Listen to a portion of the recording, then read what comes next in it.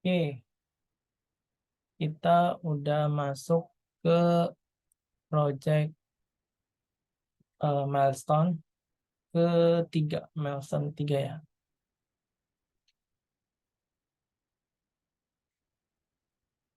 Ini layar saya ada. Ada, Mas. Oke, Ada.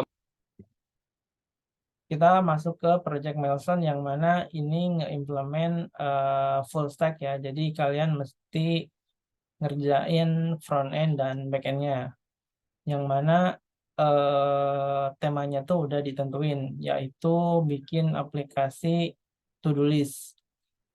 Nah, untuk temanya sendiri itu udah ditentuin, tapi untuk desain dan fitur dan lain sebagainya itu bisa kalian explore bebas sih mau bikin kayak gimana. Yang penting ada temanya yaitu to-do list. Nah, yang mana di sini deliverable-nya yang pertama nge-implement ada database-nya kan, yang pasti harus ada database itu baik pakai SQL atau no SQL bebas mau pakai yang mana. Terus ada RBAC-nya. Nah, kalau di sini kan ditulisnya ada user sama admin. Ini sebenarnya nggak ada ketentuan khusus sih, mau user sama admin atau mau ada beberapa juga bebas. Tapi kalau saya lihat di sini sih, ini bisa diimplement aja. Sebenarnya untuk aplikasi to-do list itu nggak mesti ada user sama admin sih, karena itu aplikasi yang cukup simpel. Cuma biar diimplement ya di sini mungkin contohnya kayak ketika kan aplikasi itu pasti ada adminnya ya. Nah, ketika ketika ada user baru yang mau register ke aplikasi ini ya mungkin dia bisa registernya sukses. Cuma untuk masuk ke step selanjutnya itu mesti ada approval dari si admin. Nah, mungkin kalian implementasinya bisa kayak gitu untuk implement user sama admin untuk RBAC-nya. Cuma kalau misalkan kalian ada flow yang lain ya boleh. Ini hanya sekedar contoh aja sih untuk implementasi RBAC-nya. Terus implementasi autentikasi ini udah di implement juga di week sebelumnya. Itu kan ada JWT token kan untuk user register sama login dan logotnya juga itu pakai JWT token gitu. Untuk implementnya harusnya masih sama kayak yang week sebelumnya itu yang kita implement JWT token tuh yang ada refresh token terus dia si tokennya pakai expired time dan ketika logout dia nge-clear si sessionnya. Mungkin implementasinya masih sama kayak kayak gitu. Nah, terus ada security headers. Ini juga harusnya masih sama. Jadi nge-implement course-nya, security content policy-nya, ya kurang lebih nggak beda sama yang kemarin sih. Ini harusnya bisa kalian implement juga.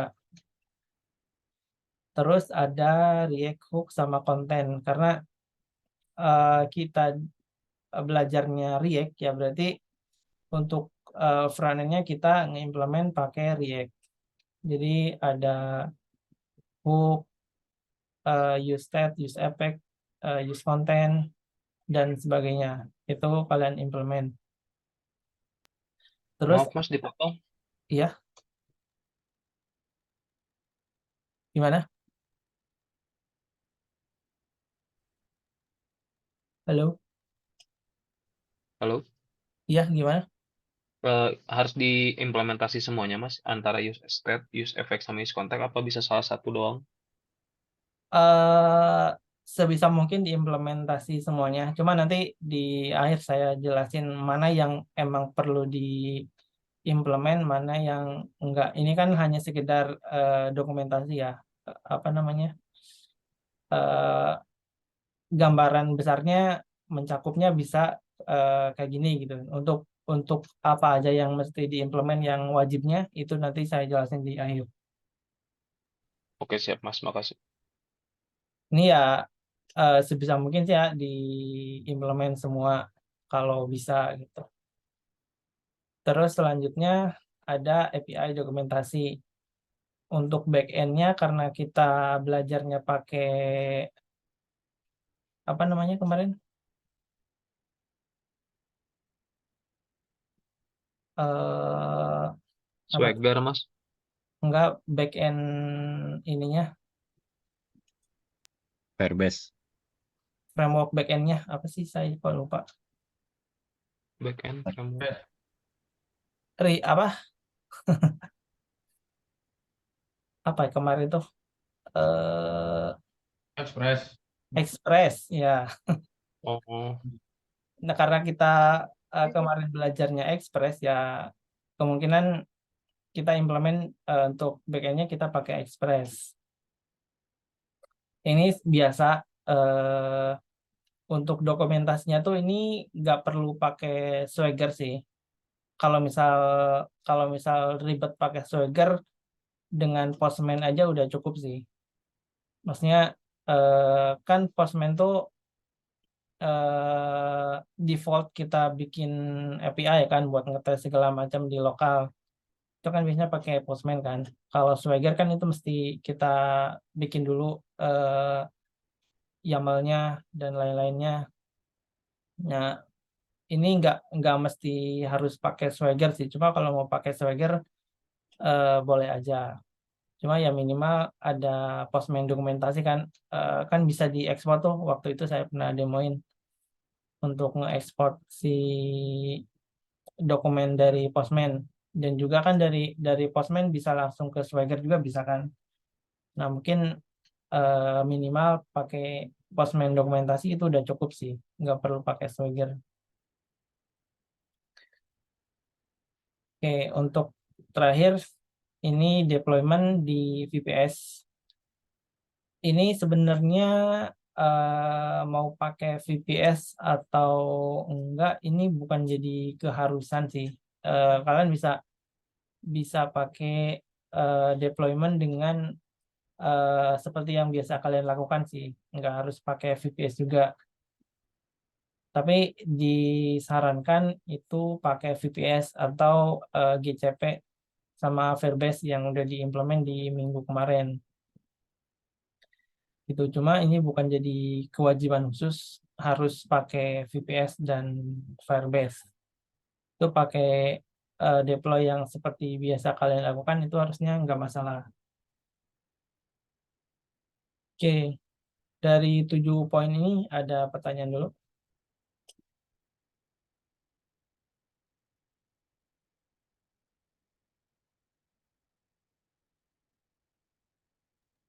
Itu yang tadi mirip sama kayak Mas Restu sih Mas. Ini 7 poin ini semuanya wajib diimplement. Nah, oke itu saya jawab di akhir ya. Hmm. Selain itu ada pertanyaan lagi untuk dari ke 7 poin ini. Ada yang belum jelas.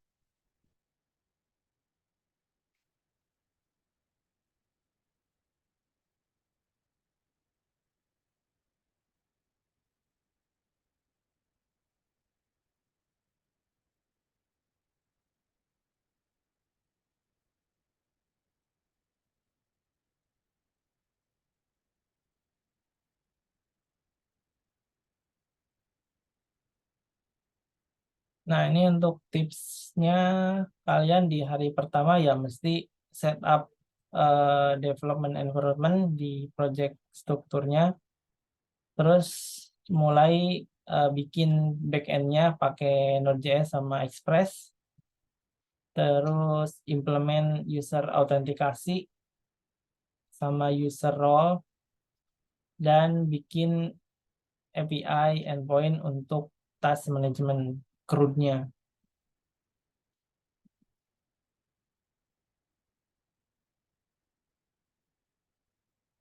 Ini juga ada progress tracker ya untuk di week ini. Oh, udah pada di checklist semua.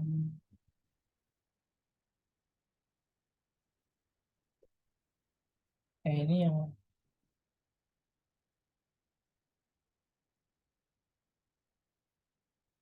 oh ini ya.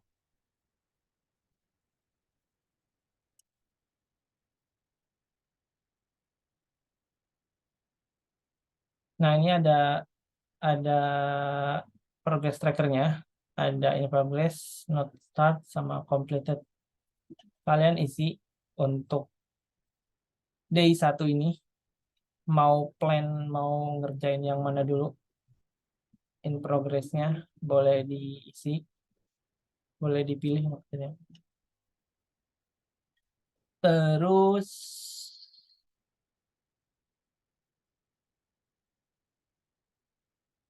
di sini nggak ada advance ya, nggak ada advance assignment. Jadi semuanya mencakup skill set ini. Jadi database, RBAC, user out, terus security headers, React-nya, API dokumentasi, sama deployment-nya. Jadi kurang lebih mencakup semua ini untuk skill set-nya. Nah, untuk apa aja yang mesti kalian kerjain, harusnya ada di sini, tapi nggak boleh di-share. Berarti saya pindahin dulu.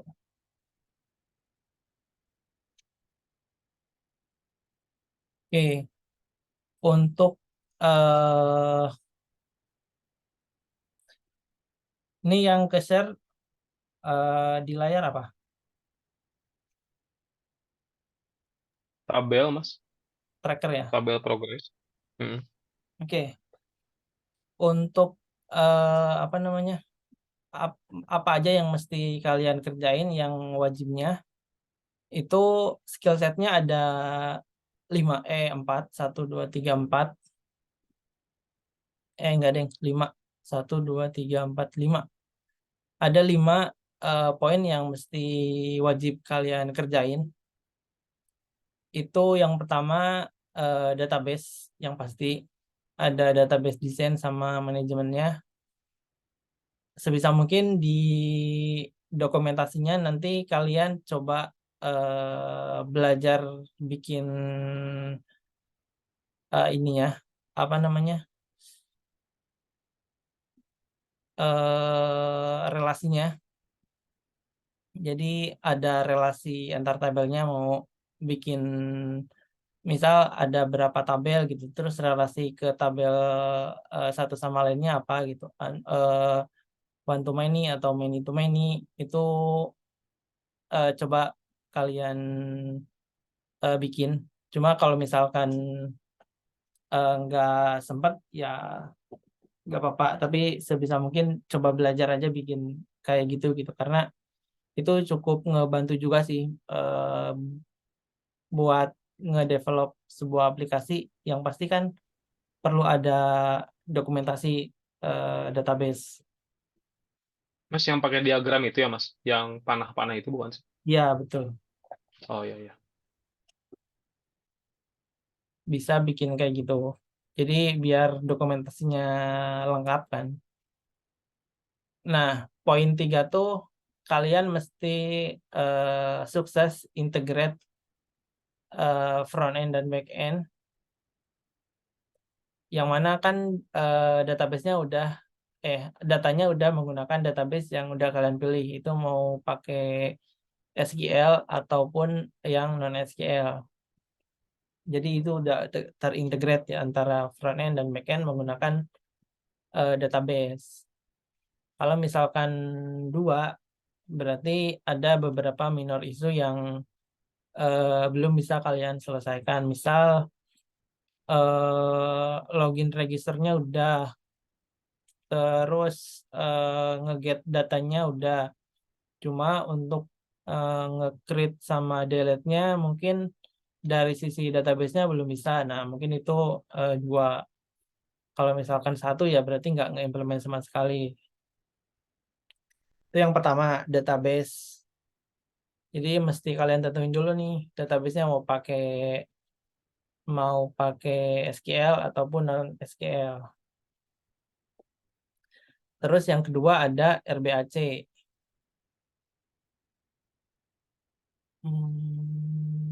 Bentar.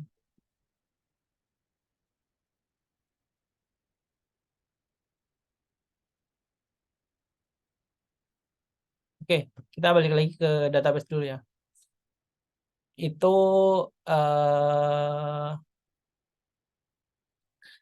ya yang pertama kalian mesti tentuin dulu SQL sama NoSQL-nya. Kalian mau pakai yang mana untuk diimplement di project ini.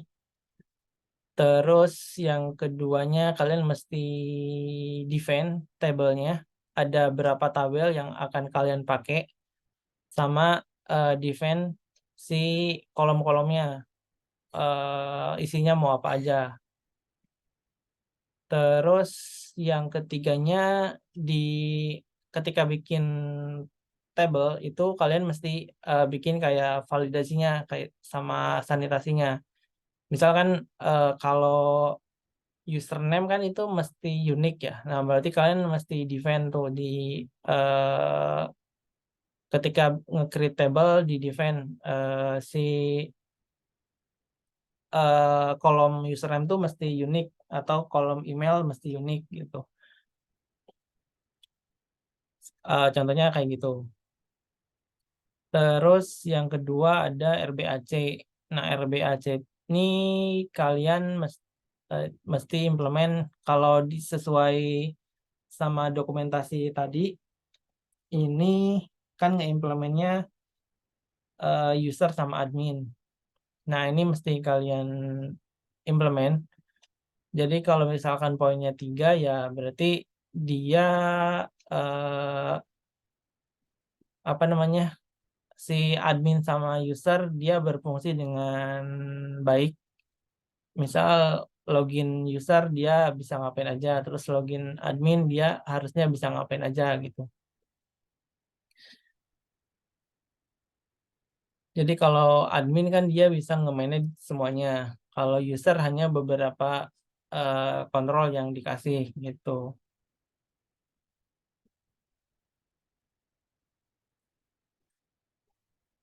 Jadi kan eh,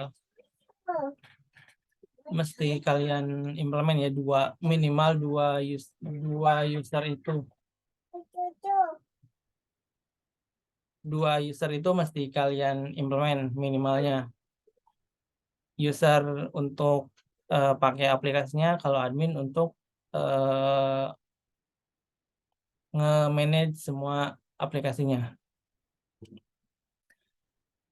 Terus, nah, yang satu lagi kan apa namanya? Kan masing-masing user tuh bikin to-do list masing-masing ya. Nah, ketika ketika user login terus nge-create to-do list. Ketika user nge-create to-do list itu hanya to-do list dia aja yang muncul gitu. Yang kalau to-do list yang lain itu harusnya nggak boleh muncul. Nah, itu implement untuk RBAC-nya juga. Jadi kita nggak bisa ngelihat nih to-do list orang lain gitu. Jadi hanya to-do list kita doang yang bisa dilihat sama bisa di manage, bisa di update, delete sama nambah to-do list kita. Kalau to-do list orang lain harusnya nggak bisa nggak bisa diakses.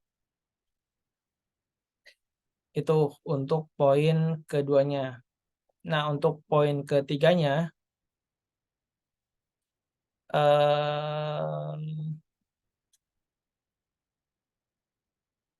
oke, untuk yang RBAC poin 3 itu bisa berfungsi dengan baik ya untuk admin sama user. Kalau poin 2-nya ya mungkin hanya jalan sih dari sisi adminnya aja atau dari sisi usernya doang. Salah satu lah intinya. Kalau misalkan poin 1 itu berarti nggak ada yang berfungsi sama sekali. Oke, itu untuk poin 2. Untuk poin ketiganya, dia ada user autentikasi. Nah, user autentikasi ini untuk yang JWT token itu. Kalau misalkan poin 3 ya berarti dia bisa register, login, sama logout dia pakai JWT, maksudnya pakai JWT tokennya sesuai gitu. Kalau misalkan poinnya 2 berarti ada beberapa isu yang ketika login atau register atau misalkan ketika logout tapi tokennya masih ada. Nah, mungkin itu poinnya 2. Terus kalau poinnya 1 berarti nggak ngimplement sama sekali. Untuk yang token ini kurang lebih sama sih. Dia mesti allow user untuk register, login, sama logout. Terus dia mesti implement reference token, terus apa namanya, expired time-nya harus diimplement juga. Terus validasi ketika error itu juga mesti kalian handle. Maksudnya ketika apa namanya, waktu itu kan pernah implement untuk ketika login 5 kali salah harus nampilin message apa gitu. Nah, itu mesti kalian handle untuk autentikasinya. Terus yang keempatnya ada React Development. Untuk React ini kalian mesti nge-implement untuk, kalau di sini kan ada beberapa ya, ada use state, use effect, use content. Nah, ini sebenarnya dipakainya sesuai kebutuhan kalian aja, sesuai kebutuhan di projectnya. Yang penting dia ada diimplement ke eh, yang form update, form tambah, form update, form delete, sama di view-nya. Jadi bisa kalian pakai semuanya kalau misalkan kepake. Cuma kalau misalkan emang nggak dibutuhin salah satunya ya nggak usah dikerjain juga nggak apa-apa. Yang penting sesuai dengan konteks yang kalian bikin aja gitu. Jadi nggak ada minimal atau kewajiban harus ngeimplement semua atau ngeimplement beberapa gitu. Ini nggak ini. Sesuai dengan kebutuhan di project kalian aja. Itu poin 3. Kalau misalkan nggak ada isu sama sekali. Kalau misalkan poin 2 itu ada beberapa minor isu yang mana ketika update datanya nggak muncul gitu, atau ada error apa, itu poin 2. Nah, kalau poin 1 ya nggak ngimplement sama sekali atau banyak major isunya. Itu untuk React. Terus yang terakhir ada security header sama ya security headersnya. Untuk ini lebih nge-implement ke implement course-nya, terus web vulnerability, sama ya lebih ke security sih kurang lebih. Jadi kayak kemarin kan diajarin kayak click checking gitu, terus apa namanya, XSS injection. Nah, mungkin implement yang seperti itu sih. Untuk course-nya juga diimplement.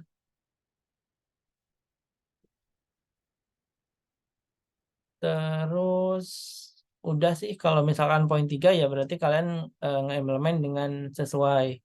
Kalau misalkan poinnya 2 ya ada beberapa minor issue yang masih error gitu. Kalau poinnya 1 berarti nggak nge-implement security sama sekali.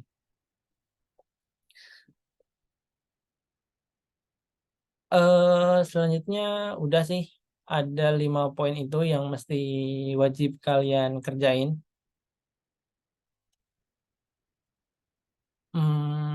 Ada pertanyaan sejauh ini dari yang saya jelasin?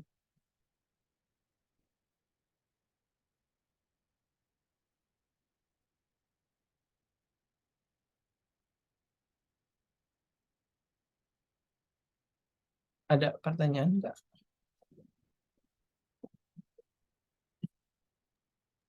Aman Mas, jelas. Lebih nanya ke penilaiannya sih Mas. Maksudnya kan ini cukup kompleks lah untuk milestone ini kan.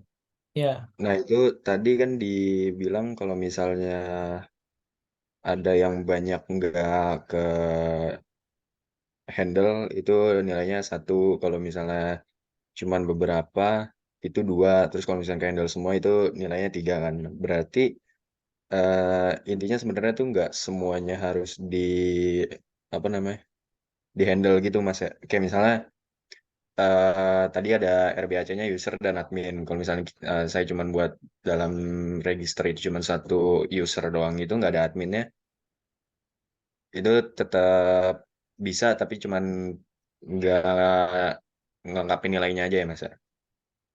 iya betul. Yang penting kan udah implement RBAC-nya kan, tapi hanya si admin doang yang bisa jalan gitu. Kalau si usernya masih error atau nggak dikerjain gitu.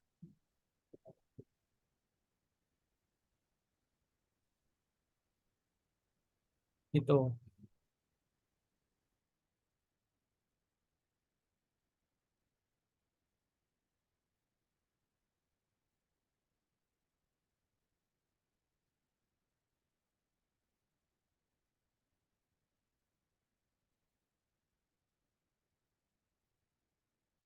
Untuk validasi di tiap form itu diusahain diimplement ya. Misal kayak nggak boleh kosong gitu atau apa gitu. Ya coba aja dieksplor. Yang penting ada validasinya, terus ada handling errornya. Itu nggak wajib sih, cuma ya dibiasakan kalian di implement gitu. Itu tuh yang pakai Vomik itu ya Mas? Iya, kalau kalau waktu itu kan diajarinnya pakai Vomik kan. Cuma nggak Hmm. mesti pakai Vomik juga kalau di sini. Hmm.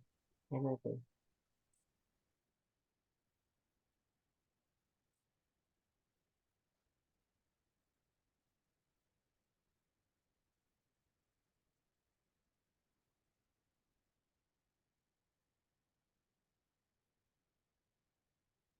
Gimana? Ada yang lain lagi?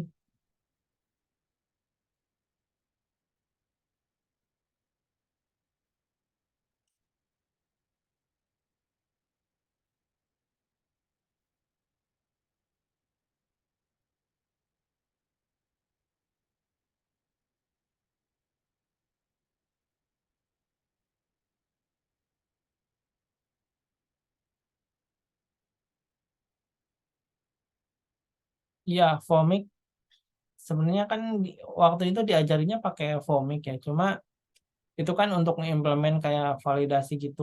Nah, itu ya sebenarnya boleh dipakai atau mau pakai yang lain juga nggak masalah. Tapi kan sebenarnya di sini nggak ada penilaian khusus buat validasi gitu.